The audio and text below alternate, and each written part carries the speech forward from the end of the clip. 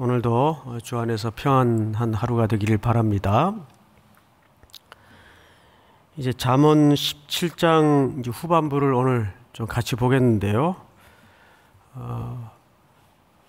잠언 또 욥기 전도서를 통틀어서 지혜서라고 합니다. 지혜서. 근데 이 지혜서에는 크게 두 가지로 구분이 되죠. 실천적 지혜와 사색적 지혜로 구분이 됩니다. 예를 들면 잠언서 같은 경우는 그 중에 실천적 지혜에 해당해요.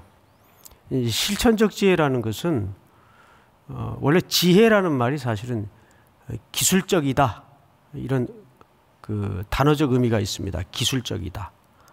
예를 들면 이렇게 했더니 이렇게 되더라. 이게 하나의 삶의 기술이죠. 그리고 그 얻어진 결과를 사색하는 거예요. 그러니까 소위 이제 묵상한다 그러죠. 보통 묵상해서 또 나오는 도출되는 정의가 인생은 살아보니까 모순이 많더라. 또 허무하더라. 또 불확실하더라. 이게 어느 책의 이야기입니까? 이게 전도서의 이야기란 말이에요. 이거를 무슨 지혜라고도 한다고요? 사색적 지혜라고 합니다. 그러니까 사실 실천적 지혜가 순서상으로는 먼저예요. 사람이 지혜를 얻는 데에는 다 겪고 나서 뼛속 깊이 경험을 통해 삶의 기술을 습득한단 말이에요. 그렇죠? 그게 잠언의 이야기예요. 그러니까 이 잠언의 이야기는 어떤 의미에서 굉장히 우리 전체의 삶 속에 하나의 공식 같은 그런 책들입니다. 윤리나 도덕책의 범주를 훨씬 뛰어넘어서 인간이 하나님을 경외하는 삶이 인간의 삶의 기술상 어떤 삶이어야 하는가, 그 이야기가 사실은 매 장마다 우리에게 가르치고 싶은 설명들이죠. 그리고 그 삶을 살아낸 끝에 전도서나 욥기 책을 통해서 우리는 사색적 결론을 얻는 거예요. 예를 들면 솔로몬이 지은 그 전도서를 보면 그런 사색적 결과가 많죠. 그래서 잠언, 전도, 또 욥기 이런 책들은 좀 이렇게 한꺼번에 읽어보면 여러분들에게 굉장히 도움이 종합적으로 될 것 같아요. 자, 그럼 오늘 우리가 15절을 보겠는데요. 악인을 의롭다고 의인을 악하다 하는 이 두 사람은 다 여호와께 뭘 받아요? 미움을 받아요. 하나님이 무언가를 미워하신다. 이것은 그 성경 기자들이 주로 사용하는 문예적 표현인데 하나님의 극단적 그 심판을 묘사할 때 미워한다 이렇게 표현을 합니다. 하나님의 신적인 극단적 심판을 묘사할 때 미워한다라는 표현을 쓰는데 악한 것을 선하다고 말해요. 그리고 선한 것을 악하다고 말해요. 그러니까 이런 걸 하나님이 싫어하시는데 왜 싫어하는가를 좀 알아야 되겠죠? 왜 싫어할까요, 여러분? 그건 간단해요. 하나님의 본성, 또 하나님의 본질이 의로우세요. 그래서 단순히 그것은 거짓말이기 때문에 싫어한다는 의미가 아니고 하나님의 본성에 어긋나기 때문에. 그러니까 잠언서라는 책은 전부 이렇게 하나님의 본성에 대해서 본질적인 얘기를 인간의 삶에 투영시켜서 하고 있다 그 말이죠. 그러니까 왜 하나님은 그런 거짓된, 뒤집어 엎는, 왜 악한 것인데도 분명히 악한데 그걸 왜 선하다고 얘기를 하고, 왜 이분은 참 그 선한 분인데 왜 악하다고 얘기를 하느냐? 이유가 뭐라고요? 하나님이 의로우신 분이기 때문에 그래요. 종종 욥기 강해를 할 때 그런 표현을 썼죠. 하나님은 옳은 일을 하시는 분이 아니라 그분이 하시는 일이 언제나 옳다. 그분이 우리 인생의 기초예요. 기초고 중심이에요. 두 번째, 16절을 보시면 미련한 자는 무지하거늘 손에 값을 가지고 지혜를 사려 함은 어찌민가. 미련한 사람은 손에 자기가 들고 있는 돈을 가지고 뭘 사려고 하죠? 지혜를 사려고 한단 말이에요. 왜 그럴까요? 지혜가 자기 눈에는 이렇게 좋아 보이거든요. 근데 자기는 정작 그렇게 살 마음이 없어요. 그래서 그걸 전부 뭘로 때우죠? 이걸로 때워요. 그러니까 이러한 삶은 말하자면 지혜에 별로 관심이 없는데, 지혜라는 결과물은 살아내서 그렇게 걸어가서 끝에 도출되는, 얻어지는 것이 지혜인데, 그렇게 걸어가고 싶진 않고 그 결과만 따먹고 싶은 거죠. 근데 그걸 뭘로 미련한 사람은 한다고요? 돈으로 다.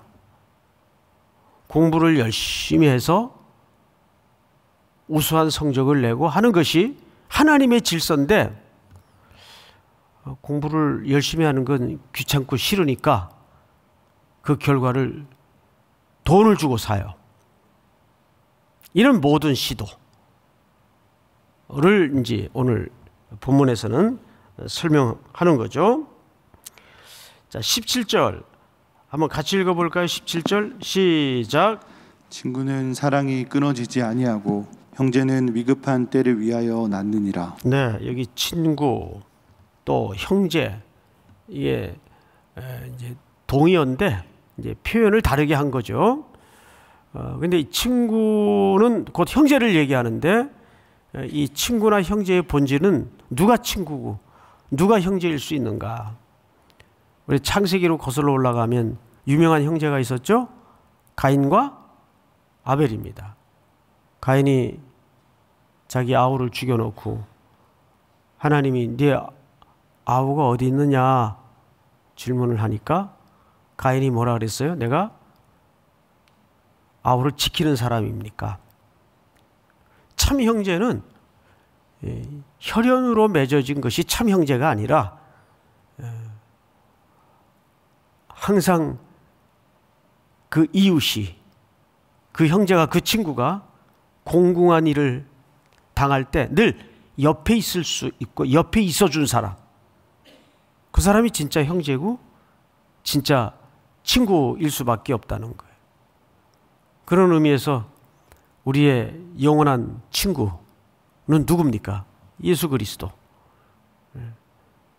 우리가 가장 힘겹고 어렵고 외롭고 절망 중에 던져져 있을 때 늘 이 세상의 사람들은 이익에 따라서 왔다가 이익이 소멸되거나 없어지면 다 사라지는, 그 바닷가에 밀려왔다간 사라지는 파도의 거품 같은 것이 세상인데, 특별히 예수 그리스도께서는 자신의 목숨을 내어주셔서 우리를 구속하시고 구원하시고 우리를 참된 친구로 삼아 주셨단 말이에요.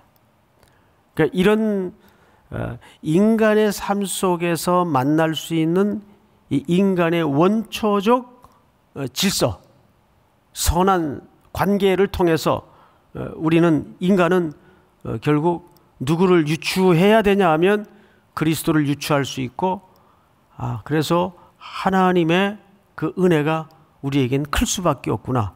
그러니까 잠언의 그 큰 단어는 두 개예요. 지혜.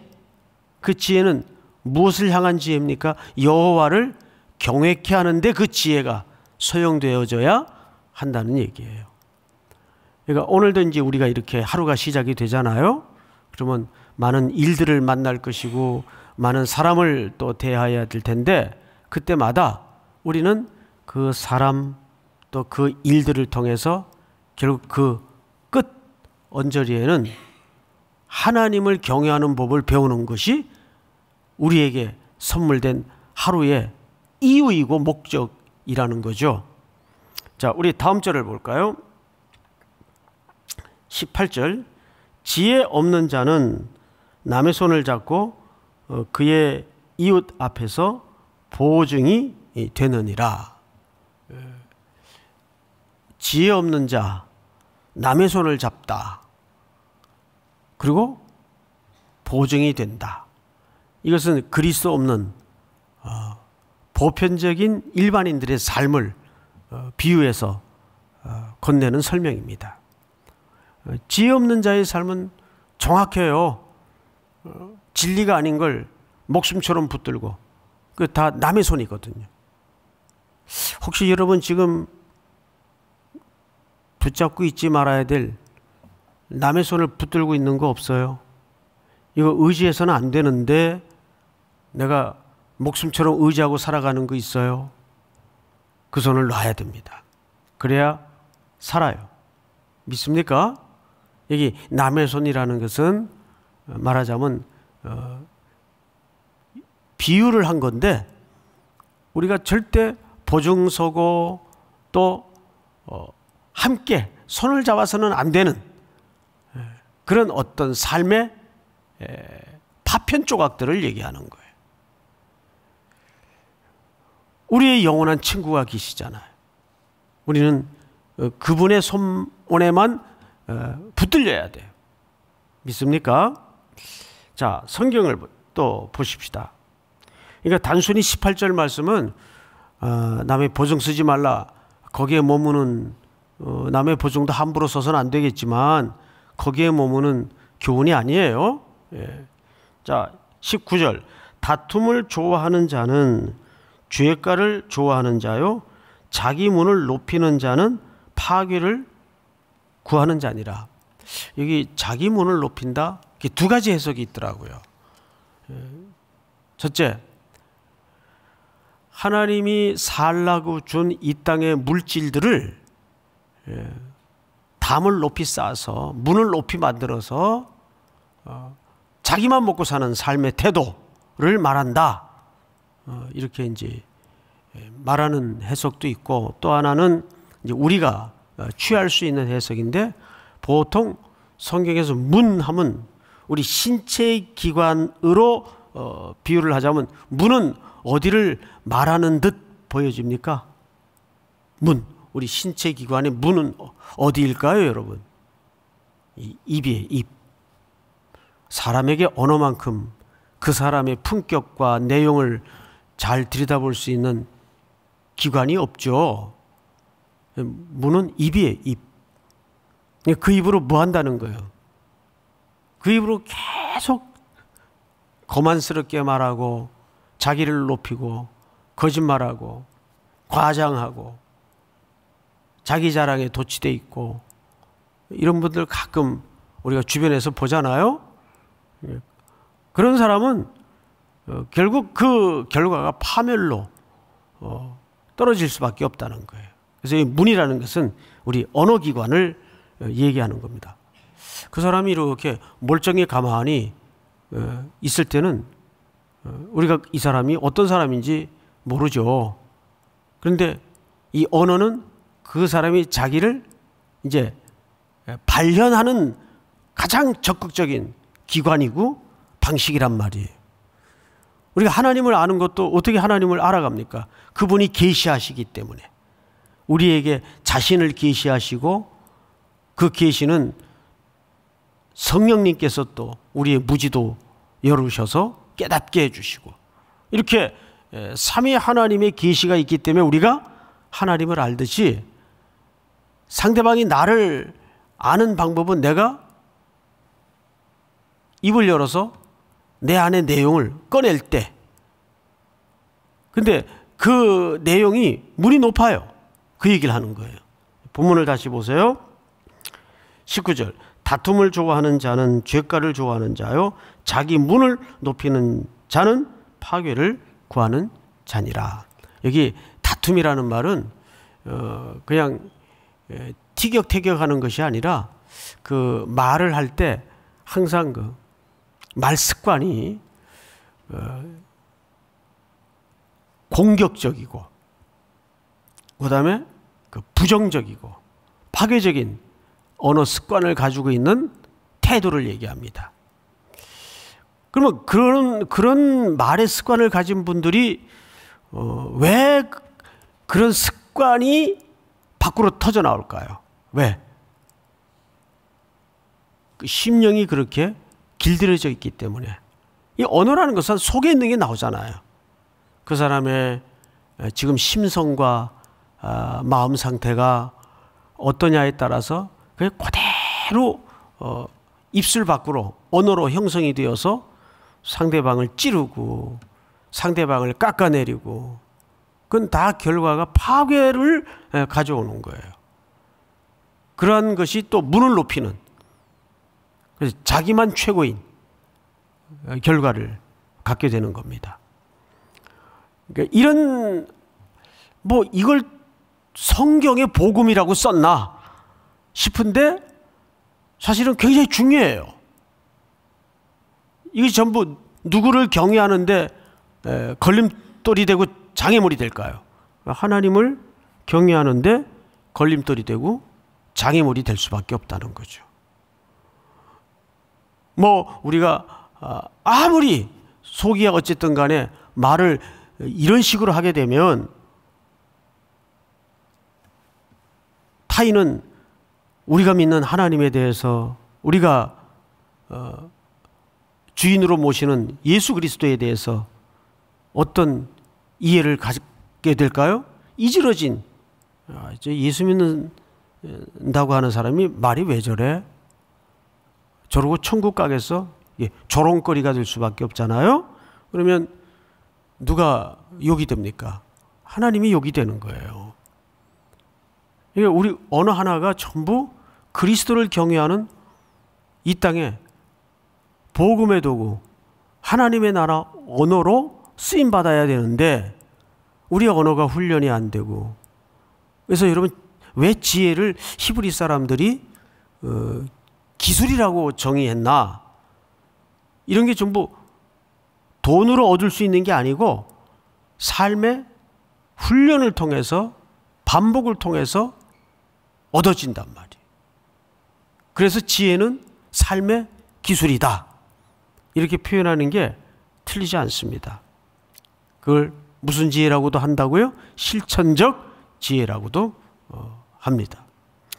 자, 성경을 맞아 보십시다. 우리 20절 한번 같이 읽어볼까요? 20절 시작. 마음이 굽은 자는 복을 얻지 못하고 혀가 패역한 자는 재앙에 빠지느니라. 예, 혀 얘기가 나오죠. 그래서 앞에 19절에 자기 문을 높이는 자, 이 표현 때문에 이어서 언어의 기관에 해당하는 혀 얘기가 나오는 겁니다. 자, 이 혀는 인격과 사람의 됨됨이를 이제 말로 하기 때문에. 그 다음에 21절을 제가 좀 읽겠습니다.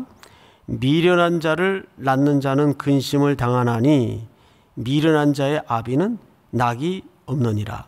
여러분, 여기 미련하다는 말이 몇 번 나왔어요? 2번 나왔죠? 근데 이 두 단어가 약간의 차이가 있기 때문에 우리 히브리 말을 들여다보면 다른 단어예요. 우리말은 그것을 그냥 어떻게 똑같이 그냥 미련이라고 번역을 해놨는데, 잠언 21절에 보면 앞에 미련, 캐실이라고 썼어요. 캐실. 이것은 지적이고 도덕적인 미련함을 얘기합니다. 앞에 미련은 계실, 그리고 뒤에 미련한 자의 아비는 그랬죠. 이 미련은 나발은 어디서 많이 듣던 그 기억이 있죠. 다윗이 자기 병사들의 먹을 것을 부자 나발에게 좀 구했는데 거절당하죠. 그러니까 그건 미련한 거예요. 왜? 자기의 산업을 지켜주고 또 그거를 떠나서라도 지금 허기진 사람들이 있다면 인간의 하나님의 창조된 본성상 먹여야 됩니까? 굶겨야 됩니까? 그럼 먹여야 되잖아요. 그런데 이 부유한 자인 나발이 그걸 거절을 했어요. 그래서 나중에 결국 어려움을 당하죠. 미련한 거예요. 그 미련함은 그 마음에 형성된 그저 물질만 하는, 요즘식으로 얘기하면 돈만 하는 그런 가치관 때문에 상대방이 굶어서 뭐 죽건 말건 그건 자기네들이 알아서 할 일이고, 내가 이 소떼 양떼를 어떻게 키우고 어떻게 벌은 건데, 어떻게 모은 건데, 내 살점 같은 재물을 왜 내가 아무 연고도 없는 사람들한테 나누죠? 이게 미련한 생각이에요. 정말 그 나발이란 말이 미련한 자라는 뜻인데, 그 나발이, 근데 어떻게 이름도 나발이에요. 그 나발이 하나님을 경외하는 그 창조적 질서 속에의 지혜가 있었다면 그런 판단을 할까요? 안 할까요? 안 하는 거예요. 그런 판단을 못 해요. 당연히 창조의 본성상 어려운 사람이 있으면 먹여야 되고, 지혜로운 거예요. 그 지혜가 없는 거죠. 그래서 여기 21절에 보시면 미련한 자를 낳는 자는 근심을 당하나니 미련한 자 아비는 낙이 없느니라. 저 여러 책을 이렇게 참고하다가 재밌는 책을 하나 봤어요. 21절에서 아무 그 해석적 설명이 없어요. 뭐 쉽게 얘기하면 이 21절은 그냥 해석을 안 하겠습니다 이러고 지나갔어요. 왜 그랬을까? 이렇게 봤더니 너무 당연한 이야기라. 그러니까 마치 이런 정도의 당연함에 해당되는 거죠. 숨을 쉬어야 삽니다. 그거 설명 안 해도 되잖아요. 그죠? 콧구멍으로 숨을 쉬어야 삽니다 라는 말처럼 이거는 너무 당연한 얘기니까 이건 설명할 이유도 필요도 없다. 그 정도로 설명할 필요도 없는 구절이라면 이게 중요한 구절일까요? 뭐 별 가치가 없는 구절일까요? 이건 그만큼 중요하다 그 말이에요. 역설적으로. 그런 의미에서 우리가 21절을 한번 다시 읽어볼까요? 다 같이 시작. 미련한 자를 낳는 자는 근심을 당하나니 미련한 자의 아비는 낙이 없느니라. 네. 여기 뒤에 미련함은 그래서 종교적 미련함을 얘기합니다. 영적인 미련함. 영이 복된 사람은 그런 상황에서 사람을 살리고 보는 거죠. 돈은 뭐 내가 또 벌면 되는 거고 있다가도 없어지는 것이고, 이런 삶의 지혜가 없는 거예요. 하나님을 경외하지 않기 때문에, 그 속에 하나님이 원래 창조하신 본성이 회복되지 않았기 때문에 그런 판단을 하는 거죠. 자, 본문은 우리가 28절까지입니다만은 우리 마지막 절 한번 제가 좀 읽고 마치겠습니다. 미련한 자라도 잠잠하면 지혜로운 자로 여겨지고 그의 입술을 닫으면 슬기로운 자로 여겨지느니라. 이 말은 그냥 말하지 말고 살자 그 얘기가 아니라, 때로는 삶에 꼭 다 설명을 해야 되고 꼭 다 이해를 시켜야 되고, 근데 사람이 살면서 그렇게 됩니까? 그렇게 되질 않아요. 그래서 때로는 침묵의 중요성이 1000마디, 100마디 말보다 나을 때가 있어요. 남자분들 가운데 아주 침묵을 즐겨하는 분들이 참 많죠. 말 안 하는 것이 무슨 남자의 상징인 양. 이게 어쩌다가 라디오 사연을 들었는데 너무 말을 안 하는 사람이에요. 남편이. 근데 석 달 미국 출장 가면서도 아내한테 말을 안 해요. 그거는 비정상적이에요, 여러분. 여기서는 그런 침묵을 얘기하는 게 아니고 적절함. 침묵이 여러 말을 오히려 할 때가 있단 말이에요. 그 적절함. 괜히 그 순간에는 그냥 입 다물고 가만히 있으면 상대방이 이분의 속을 모르니까 조심하는데, 그냥 한 개를 알면 10개, 20개를 말하려다가 딸랑딸랑 미천이 드러나서 또 망신스러워지는 경우들이 종종 있잖아요. 그렇듯이 이 침묵은 때로는 100마디, 1000마디 말보다 금 같은 역할을 할 때가 있습니다. 그래서 이제 연세가 이렇게 좀 들어가시는 어른들 얘기를 들어보면 젊을 때는 다 속에 있는 얘기를 해야 직성이 풀려. 나는 이거 다 말해야 직성이 풀려. 난 원래 그래. 근데 그게 똑똑하게 비춰질 수 있는데 진짜 헛똑똑일 때가 많죠. 근데 어른들은 그렇게 얘기를 하잖아요. 어떻게 속에 있는 마음을 다 얘기하고 사나. 집어삼킬 때도 있고 또 모르는 척하고 지나갈 때도 있고. 어른들이 그러시잖아요, 보통. 근데 그것이 삶의 지혜예요, 사실은. 우리가 이렇게 커다란 우주 같은 인생을 살아가는데 굉장한 지혜입니다. 그 지혜는 하나님께로부터 오는 거예요, 사실은. 그래서 우리의 모든 인간관계를 통해서 그 하나님을 경외케 만드는 하나의 도구일 뿐이라고요. 침묵까지도. 오늘도 우리 또 수요 예배가 있죠. 수요 예배를 위해서 기도해 주시고, 오늘 15절부터 주신 한 절 한 절의 말씀의 의미를 붙잡고 기도하시고, 또 이제 한 주도 채 안 남은 특세를 위해서 간절히 기도하시다가 일어서시기 바랍니다. 우리 다 같이 기도하겠습니다. 사랑하시는 하나님 아버지, 감사합니다. 삶의 지혜를 통해서 더 깊이 하나님을 묵상하게 하시고